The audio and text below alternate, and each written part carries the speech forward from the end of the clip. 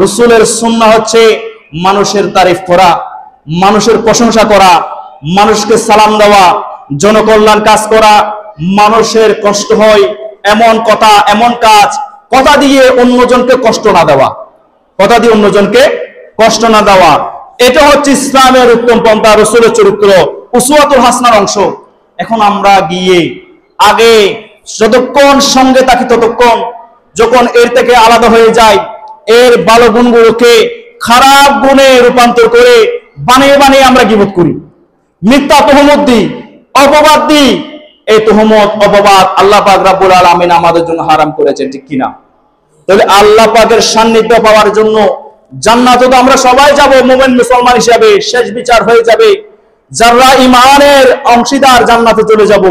কিন্তু জান্নাতে যাওয়ার পরে সবচেয়ে বড় নিয়ামত হচ্ছে কপালের চোখে রব্বুল আলামিনের দিদার লাভ করা। জোরে বলুন সুবহানাল্লাহ। জান্নাতে অসংখ্য নিয়ামত দেখবো, ফল ফলাদি দেখবো, অসংখ্য কিছু দেখবো। জান্নাতের এক একটা, যেখানে জান্নাতের একটা ফল হচ্ছে বড়ই কুল, আল্লাহ পাক কাটা একটা গাছের ফল জান্নাতে রেখেছে। মুফাসসিরিনে কেরাম বলেন, মুহাদ্দিসিনে কেরাম হাদিসের ব্যাখ্যা বলেন, জান্নাতের মধ্যে যে বড়ে গাছের কাটা আছে না, বড়ে কাটা, এই কাটা প্রতিটা কাটা হচ্ছে এক একটা ফল। ফল তো বড়ে আলাদা আছে, প্রতিটা কাটা এক একটা ফল, আর এক একটা কাটা এক একটা ফলের স্বাদ হবে দুনিয়ার ফলের চেয়ে 70,000 গুণ বেশি। আমরা দুনিয়াতে 2টা স্বাদ, 3টা স্বাদ, 4টা স্বাদ, সবচেয়ে 30-32টা স্বাদ আমরা উপলব্ধি করতে পারি, তিতা, ফানসে, মিষ্টি, কম মিষ্টি, ঝাল, টক সব মিলে। কিন্তু দুনিয়ার স্বাদ যেখানে পরিসমাপ্ত হয়ে গেছে, জান্নাতের স্বাদে সেখান থেকে সুঘ্রাণ সৃষ্টি হয়ে গিয়েছে। জোরে বলি না সুবহানাল্লাহ। এই ধরনের ফল ফলাদি পাবেন, জান্নাতের নাজ নিয়ামত পাবেন আপনি যখন জবানকে হিফাজত করতে পারবেন, আপনি যখন অন্যের ক্ষতি সাধন থেকে নিজেকে দূরে রাখতে পারবেন, আপনি যখন বিপদ থেকে দূরে রাখতে পারবেন। এখন সমাজের মধ্যে রাসূলের উত্তম চরিত্র, উত্তম আদর্শ আমাদের মধ্যে, আমরা আলেম ওলামার মধ্যে, আমার মধ্যে নাই। যত ওয়াজ করি আলেম ওলামার চরিত্র হয়ে গেছে, মুসলমানের চরিত্র হয়ে গেছে হিংস্র প্রাণীর মতো, হিংস্র প্রাণীর মতো চরিত্র হয়ে গেছে। আমার কম, আমার গোষ্ঠীকে কেউ কিছু বললে হুজুররা আমরা জুব্বা তুলে পাঞ্জাবি ধরে লাঠি সোটা নিয়ে দলবদ্ধভাবে আক্রমণ করি, নারে তাকবীর স্লোগান দিয়ে আমরা রিকশার চাকা ভাঙি, মানুষ জনগণের দুর্ভোগ হয় এমন কাজ, রাস্তা ঘাট কালভার্ট আমরা কি করি, অবরুদ্ধ করি। মাদ্রাসায় পড়ানোর নাম দিয়ে ছাত্র বলাৎকার করে এক শ্রেণী আছে না, অহরহ আছে। এগুলো আত্মসমালোচনার জন্য বলি। এই আত্মসমালোচনা, এই চরিত্রগুলো রাসূলের চরিত্র হতে পারে না। আল উলামা ওয়ারাসাতুল আম্বিয়া, আমার রাসূল বলেছেন উলামায়ে কেরাম হচ্ছে রাসূলের ওয়ারিস। রাসূল তো জায়গা সম্পত্তি, টাকা পয়সা, ব্যাংক ব্যালেন্স রাখি যায় নাই। রাসূল লিখে গেছেন এলম। এই এলম সিনা থেকে সিনা, রাসূলের আদর্শ যারা অনুসরণ করেছে, এভাবে অনুসরণকারী তোলায় এলমদের অন্তরে উস্তাদের অন্তর থেকে আসবে। আবার তিনি উস্তাদ হবে, তার ছাত্ররা সুবতে পাশে থেকে সরাসরি উস্তাদ থেকে ওই আলমের ভাগীদার হয়ে যাবে, ওয়ারিস হয়ে যাবে। কিয়ামত পর্যন্ত হক্কানি আলেম যতদিন থাকবে, রাসূলের ওয়ারিস পৃথিবীর জমিনে ততদিন থাকবে। জোরে বলুন সুবহানাল্লাহ। তাহলে এখন রাসূলের ওয়ারিস দাবি করে ছাত্র বলাৎকার করে আমরা বলবো এমন উস্তাদ, এমন হুজুর কখনো আলেমে দ্বীন হতে পারে না, এমন ব্যক্তি কখনো মুসলমান হতে পারে না, রাসূলের উসওয়াতুল হাসানার অন্তর্ভুক্ত হতে পারে না। এমন প্রতিষ্ঠান থাকলে, এমন প্রতিষ্ঠানকে বৈধ করে আইনের আশ্রয় দিয়ে, নিজের হাতে আইন না নিয়ে আইনের হাতে সুবদ্ধ করে এই সমস্ত প্রতিষ্ঠানকে বন্ধ করে দেওয়ার জন্য চিরতাই কি করতে হবে? ভেঙে দিয়েছেন, আর 3টা গঠন হবে, বিভিন্ন দল উপদল সৃষ্টি হবে, ফিতনা সৃষ্টি হবে। ভেঙে দেওয়া, গুড়িয়ে দেওয়া আমাদের চরিত্র না। যেভাবে করলে ওই সমস্ত কাজগুলো সমাজ থেকে বিলুপ্ত হয়ে যাবে, আমরা ওই সমস্ত কাজ করব। তো আলেম ওলামার চরিত্র হেফাজত হতে হবে। আবার আলেম ওলামা আপনাকে জান্নাতের সুসংবাদদাতা, রাসূলের উত্তরসূরি হক্কানি আলেম ওলামারা, যারা মানুষকে হক কথা বলে, অন্যায় থেকে বিরত থাকার জন্য বলে, নিজেকে কখনো আমিত্ব বড় প্রকাশ করে না, রব্বানি হয়ে যায়, হক্কানি হয়ে যায়, তাকওয়াবান হয়ে যায়, ফরজদার হয়ে যায়, পাঞ্জাখানা ইমামের দায়িত্ব পালন করে, খতিবের দায়িত্ব পালন করে। তারা যেমন খতিবের দায়িত্ব পালন করে, চরিত্র হেফাজত করে, তাদের ব্যাপারে তাদের অনুসরণ করা আমাদেরও কর্তব্য আছে, ঠিক কিনা? তাদেরকে সহযোগিতার আমাদের কর্তব্য, তাদের প্রশংসা করা আমাদের কর্তব্য। তারা যদি শুধু তারা না, নেককার মুমিন মুসলমান, এই মুরব্বী চেয়ারে বসে আছেন, এই মুরব্বী চেয়ারে বসে আছেন, এনারা এখানে দাঁড়িয়ে পাকনা মানুষ মসজিদে এসেছেন, সবাই আল্লাহ রসুলের প্রেম প্রীতি নিয়ে এসেছে, সবাই মুমিন মুসলমান, ঠিক কিনা? তো মুমিন মুসলমান হচ্ছে সালেহ বান্দা, আবেদ বান্দা। আমি আপনার তারিফ করলাম, ওনার তারিফ করলাম, ওনার তারিফ করলাম, সবার তারিফ করলাম, মুসল্লিদের তারিফ করলাম। হাদিসের ভাষ্য হচ্ছে যিকরুস সালিহিনা মিনাল কাফারা। আপনাদের তারিফ করার কারণে, মুমিন মুসলমানের তারিফ করার কারণে আমি যে গুনাহগুলো করেছি, আমি নিজে গুনাহগুলো কাফারা দিয়েছি। জোরে বলুন সুবহানাল্লাহ। এখন আমি যদি মুসল্লিদের সমালোচনা করি, আলেমদের সমালোচনা করি, ইমামের সমালোচনা করি, উলামায়ে কেরামের সমালোচনা করি, মুসলমানের সমালোচনা করি, তাহলে কাফারার বিপরীতে আরো কবিরা গুনাহ নিজের আমলনামার মধ্যে লিখে নিয়েছি, ঠিক কিনা? আর ইমামের ক্ষেত্রে বলবো, আলেম উলামা ইমাম ভুল ত্রুটির ঊর্ধ্বে নয়।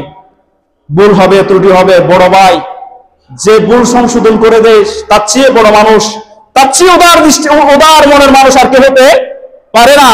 আবার যার ভুল সংশোধন করে দেওয়া হয়, সে ভুলটা সংশোধন করে নেওয়া, তার কথাটা শোনা, তার চেয়ে আদবওয়ালা মানুষ আর পৃথিবীর জমিন আর একটা হতে পারে না। যার ভুল সংশোধন করে, সে ভুল কথা বলে সে ভুল সংশোধন করে নেবে। যে ভুল সংশোধন করতে আসে তাকে সম্মান দেখাবে। এটা হচ্ছে ইসলামী ভ্রাতৃত্বের অন্যতম শ্রেষ্ঠ একটা বন্ধন। এই বন্ধন আমাদেরকে প্রতিস্থাপন করতে হবে। আলেম ওলামার পিছনে নামাজ পড়লাম, বাইরে গিয়ে সমালোচনা করলাম। আমার রাসূল বলেন তানহি ইমামহি, সে তার নামাজ, সারা বছরের নামাজ, এই যে নামাজ পড়েছে সেই নামাজ তার কি হয়ে গেল? বিলুপ্ত হয়ে গেল। আমার ভাই, আমরা মুসল্লিরা ওয়াজে ভুল করলাম, আমি ভুল করলাম, আপনি আমাকে সংশোধন করে দিলেন হুজুর। স্বাভাবিক, অনেক হাদিস আছে, মুখস্থ আছে, তৎক্ষণিক আসতে না পারে, অনেক ইবারাত ছুটে যেতে পারে। হরফজর আসার কারণে জের হয়, ইসমের শেষে আসলে, ইসমের শুরুতে আসলে শেষে কি হয়? আমি জবর পড়ে ফেললাম। অনেক নাহব সরফ বুঝে যে আমি বুঝনা ওয়ালা আলেম ওলামা থাকে, তো যদি পার্সোনালি বলে দেন তাহলে আমিও সংশোধন হব। আর যদি বলেন ওনার এই এই ভুল, 10 জনকে বললাম, 10 জনকে বললাম, 10 জনকে বললাম, 10 জন আরো 10 জনকে বলে ফেলবো। একজন ইমাম শুধু আপনার জান্নাতের ইমাম, জান্নাতের নেতৃত্ব দেয়। সুবহানাল্লাহ বলবেন না? ফানজাগানি ইমাম জান্নাতের নেতৃত্ব দেয়। তিনি ইমাম, 4 রাকাত নামাজ ইক্তেদাতুল বিহাদাল ইমাম বলেছেন, আপনার নামাজের জিম্মা ওনার হাতে। উনি যদি ভুল করে, আমি যদি ভুল করি, তাহলে আল্লাহ আপনাকে পাগড়া করবে না। পাগড়া করবে কাকে? আমাকে। আপনার নামাজের জিম্মায় আমি। আর সেক্ষেত্রে যদি নামাজ পড়ে গিয়ে যদি ইমামের সমালোচনায় মগ্ন হয়ে যায়, তাহলে আপনার নামাজ, আপনি ইমামের প্রতি পরিপূর্ণ ইক্তেদা করলেন না। আপনার নামাজ, আপনার সারা জীবনের, সারা দিনের আমলের জবাবদিহিতা আপনার কাঁধের উপর থাকবে, ঠিক কিনা? আল্লাহ পাক রব্বুল আলামিন, আমি শুধু আলেম ওলামা না, প্রত্যেকটা সেক্টরের কথা বলছি, প্রত্যেকটা সেক্টরের কথা বলছি, প্রত্যেকটা বিষয়ের কথা বলছি। আপনারা গীবত করার ক্ষেত্রে সাবধানতা অবলম্বন করবেন। আপনি আপনার বাবার গীবত করবেন না। এখন আমি এমন অবদত্ত হয়ে গেছি যে জন্মদাতা পিতা জন্ম দিয়ে আমাকে পৃথিবীর মতো নিয়ামত দিয়েছেন, আমরা মাঝে মধ্যে জন্মদাতা পিতাকে গালি দিই, জন্মদাতা পিতার সমালোচনা করি। ভাই বোনের মধ্যে যখন দ্বন্দ্ব হয়ে যায়, আমার কাছে গত সপ্তাহে এমন ব্যক্তি আছে, মৃত ব্যক্তির পিতার কবরের মধ্যে জুতা ফিরবে বলছে, নাউজুবিল্লাহ বলবেন না। মহিলা এসে বলেন আমার বাবা জন্ম দিয়েছে, আমাদেরকে সম্পদ দেয় নাই, সেই দেয় নাই, ভাই ফর বোনের হক দিচ্ছে না, পিতার কবরে মেয়ে গিয়ে নাকি জুতা ফিটা করবে, চাঁদা ফিটা করবে, এমন কথাবার্তা মুখ দিয়ে বাবার ক্ষেত্রে, মার ক্ষেত্রে বলে। সাবধান হয়ে যাবেন, নিজের সন্তানদেরকে পরিপূর্ণ হক দিবেন, ভাই বোনকে পরিপূর্ণ হক আদায় করবেন, এবং গীবত, পরচর্চা, অন্যায় অপরাধ থেকে নিজের চরিত্রকে হেফাজত করবেন। কারো ভুল ত্রুটি থাকতে পারে। আমি এখানে যারা নামাজ পড়ে, আমার মুরব্বীরা চেয়ারে নামাজ পড়ে, বয়স জ্যেষ্ঠ হওয়ার কারণে যদি ওনার নামাজের মধ্যে যদি ত্রুটি হয়, চেয়ার বসার যদি ত্রুটি হয়, আমি ওনাদেরকে পার্সোনালি বলবো। আমি যদি ওয়াজে গিয়ে ওনাদেরকে ইন্ডিকেট করে কথা বলি, স্বাভাবিক উনি পরিবর্তন হওয়ার বিপরীতে উনি আগামীতে মসজিদে আসবে না। তো এমন কথা অন্যজনকে বলে দিবেন যাতে ব্যক্তিটি মসজিদ বিমুখ না হয়, ব্যক্তিটি ভালো কাজ বিমুখ না হয়। বেদাত হারাম ফতোয়া সহজে দিবেন না, ব্যক্তিটাকে কৌশলে হেকমতে বুঝিয়ে দিবেন যাতে ব্যক্তিটি ওই কাজ করার ক্ষেত্রে সাবধানতা অবলম্বন করে এবং আপনার কত দ্বারা আরো উৎসাহ পায়। আল্লাহ পাক রব্বুল আলামিন সে সুন্দর চরিত্র আমাদের দান করুক, সবাই বলে আমিন। আল্লাহুম্মা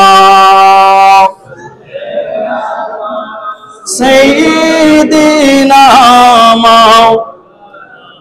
মুহাম্মাদ ওয়া আলা আলি মাওলানা। হযরত নূহ আলাইহিস সালামের ওই কিস্তির মধ্যে ওই বৃদ্ধা মহিলা যখন পড়ে গিয়েছে, আল্লাহ ওই মহিলাকে রূপ দান করেছে, যুবতী বানাই দিয়েছেন। এমন সুন্দর রূপ দেখে চতুর্দিকে এলান হয়ে গেল, নূহ আলাইহিস সালামের কিস্তিতে যারা যারা ডুব মারবে, যারা যারা নূহ আলাইহিস সালামের কিস্তিতে যে মলমূত্র আমরা ত্যাগ করেছি সেগুলো পান করবে, সেগুলো গায়ে মাখবে, রোগ সেরে যাবে, সমাজ থেকে, রোগ থেকে, পরিবার থেকে রোগ বলা মুসিবত দূরে সরে যাবে। যারা নাকি আল্লাহর নবীর সমালোচনা করেছেন, গীবত করেছেন, সূত্রামি করে নৌকাকে নোংরা করেছেন, ডাটি করেছেন, এখন তারা গিয়ে গিয়ে ডুব দিচ্ছে, ডুব দিয়ে সব শেষ, নৌকার মধ্যে আর কোনো ময়লা নাই। তারা দোয়ার পর দোয়া, পানির পর পানি দিয়ে দিয়ে ধুয়ে ধুয়ে একেবারে পানি সহ পান করে ওই নদীর নৌকাকে আগের চেয়ে আরো চকচকে করে ফেলেছে। জোরে বলুন না সুবহানাল্লাহ। আপনার জন্য যদি কেউ দুশ্মনী করে, হতাশ হবেন না। বেয়াদবি করলে হতাশ হবেন না, কলার ধরে ফেললে হতাশ হবেন না, চোয়ার একটা দিয়ে ফেলেছে আরেকটা দিতে যাবেন না, ধৈর্য ধারণ করে ফেলবেন, অপেক্ষায় থাকবেন। ইমানদারের কাজ হচ্ছে প্রতিটি ক্ষেত্রে ধৈর্য ধারণ করা। আল্লাহ পাক রব্বুল আলামিন আপনি যদি হকের উপর থাকেন, ওই অন্যায় ওই অপরাধ আপনার উপর সংঘটিত হওয়ার বিপরীতে আপনার জন্য এমন কোন বড় কল্যাণ রেখেছে যেটা পেয়ে আপনি সন্তুষ্ট হয়ে যাবেন। জোরে বলুন সুবহানাল্লাহ। এই মাসের মধ্যে নূহ আলাইহিস সালাম ওই নৌকার মধ্যে আরোহণ করেছিলেন। আরোহণ করে প্রায় মুহররম মাস পর্যন্ত ওই নৌকাটা সফর করেছে, বিভিন্ন জায়গায় সফর করেছে। মুহররমের 10 তারিখ যদি পাহাড়ের মধ্যে ওই নৌকাটা ভিড়েছে, ওখান থেকে মানুষজন আবার নেমে পৃথিবীর মধ্যে মানুষের আবাদ হয়েছে, পশু পাখির আবাদ হয়েছে। সেজন্য আল্লাহর নবী নূহ আলাইহিস সালামকে সানিয়ে আদম বলা হয়। জোরে বলুন সুবহানাল্লাহ। আবার এই মাস হচ্ছে যুদ্ধ বিগ্রহ, হারাম মাস, এগুলো থেকে বিরত থাকার মাস। আইমে জাহিলিয়ার মধ্যে যারা ইতিহাস পড়েছেন, ইসলাম ইতিহাস পড়েছেন, তারা জানেন বড় ফিতনার একটা সময় আইমে জাহিলিয়া। রাসূল করিম সাল্লাল্লাহু আলাইহি ওয়াসাল্লাম পৃথিবীর আসার আগ মুহূর্তে এবং হযরত ঈসা রুহুল্লাহর সময়ের মধ্যবর্তী সময়কে আইমে জাহিলিয়া বলা হয়। আমার নবী পৃথিবীর জমিনে যখন আসছেন, এর আগে একজন মেয়ে জন্মগ্রহণ করলে মেয়েটাকে জীবন্ত কবর দিত। বাবা আদর করে একটা মেয়েকে লালন পালন করতে পারতো না। গোপনে যদি মেয়েকে কেউ লালন পালন করে ফেলেছে, সমাজ জেনেছে, সমাজে এসে মেয়েকে বাবা থেকে মা থেকে ছিনিয়ে নিয়ে গিয়েছে। ওই সমাজের মধ্যে ওই নারীকে ভোগ্য বস্তু হিসেবে ব্যবহার করেছে। এমন কঠিন লজ্জার কারণে মেয়ে জন্ম হওয়ার সাথে সাথে বাবার কোলে তুলে দিত। বাবা কোদাল কুন্দে নিয়ে গিয়ে মরুভূমির মধ্যে গর্ত করে ওই মেয়েকে জীবিত কবর দিয়ে ফেলতো। আর এই মেয়ের চেহারার দিকে তাকাইতো না। কিতাবের মধ্যে আছে একজন নারী উপযুক্ত হয়ে গিয়েছে, মা লুকিয়ে লুকিয়ে বড় করে ফেলেছে, বাবা লুকিয়ে লুকিয়ে বড় করে ফেলেছে। বড় করার পরে সমাজে তাকে সমাজ যখন জানতে পারলো, এই অমুক ফুলান তোমার তো বড় মেয়ে হয়ে গিয়েছে, এই মেয়েকে আমাদেরকে দিয়ে দিতে হবে, তুমি যে মেয়ে লালন পালন করেছো আমাদেরকে বলো নাই। তোমার যুবতী মেয়ে। সমাজে বিচার বসলো, বৈঠক বসলো, যুবকরা দাবি করলো, বৃদ্ধরা দাবি করলো ওই নারী আমাদের কাছে পাঠাই দিতে হবে। রাত যখন গভীর হলো, মা মেয়েকে সাজিয়ে পাড়ি দিয়েছে, বাবা বের হয়েছে খন্দি কোদাল নিয়ে। মেয়ে বলতেছে বাবা কোথায় দিচ্ছেন? মেয়েকে বাবা উত্তর দিচ্ছে, মা আমরা বেড়াতে যাচ্ছি, আমরা অনেক দূরে বেড়াতে যাব। অন্ধকারে গিয়ে অন্ধকার রাত্রে কবর খনন করে মেয়েকে বললেন, মা এবার কবরের মধ্যে শায়িত হয়ে যাও। মেয়ে বলল কেন? বাবা বলল, এই কবরে যদি তুমি শায়িত হয়ে যাও, তোমার উপর যখন মাটি চাপা দিয়ে দেব, তুমি অন্য জগতে সুন্দর পৃথিবীতে তুমি চলে যাবা। আর মেয়ে কবরে যখন শায়িত হয়ে গেল, বাবা সন্তানের স্নেহ ত্যাগ করে কুরবানি করে ওই মেয়ের উপর মাটি চাপা দিয়ে জীবিত কন্যাকে দাফন দিয়ে কাফন করতে বাধ্য হয়েছে। সমাজ এমন অন্যায় অপরাধ সমাজের মধ্যে কি ছিল? প্রতিমান ছিল। একজন মানুষ থেকে সুদে টাকা নিলে সুদের দায়ে ব্যক্তির বাড়িঘর, ব্যক্তির গরু গবাদি পশু, ব্যক্তির স্ত্রী পুত্রকে নিয়ে যেত, এমনকি ব্যক্তিকে শিকল পরিয়ে দাস হিসাবে ব্যবহার করত। ওই ব্যক্তির সুদের কারণে ব্যক্তির ছেলে মেয়েকে বাজারের মধ্যে দাসী হিসাবে বিক্রি করতো। জোরে বলুন না নাউজুবিল্লাহ। আমাদের সমাজে যেমন গরুর বাজার উঠে, তেমন মানুষ বাজার বিক্রি করত, অপহরণ করে এনে বাজারের মধ্যে দাস হিসেবে বিক্রি করে দিত। সমাজ ছিল এরকম, এবং যেটা দিয়ে শক্তি দিয়ে কুলাইতে পারতো না, সেরকম বিশাল শক্তিধর পাহাড়কে, গাছকে, বটবৃক্ষকে পূজা অর্চনা করত। এটা ছিল আইমে জেহেলিয়ার অন্যতম একটা প্রথা। এই প্রথাগুলো এমন ভাবে রন্ধরে কি ছিল, দুজনের মধ্যে দ্বন্দ্ব হয়েছে। এখন দুজনের দ্বন্দ্ব এটা গোষ্ঠী আকারে হয়ে গেছে, এবং একজনকে খুন করেছে, আরেক গোষ্ঠী এসে আরেক গোষ্ঠীকে খুন করেছে। এক গোষ্ঠী আরেক গোষ্ঠীর পাশ দিয়ে হেঁটে যেতে পারতো না, সঙ্গে সঙ্গে তাকে আক্রমণ করা হতো, তাকে মেরে ফেলা হতো।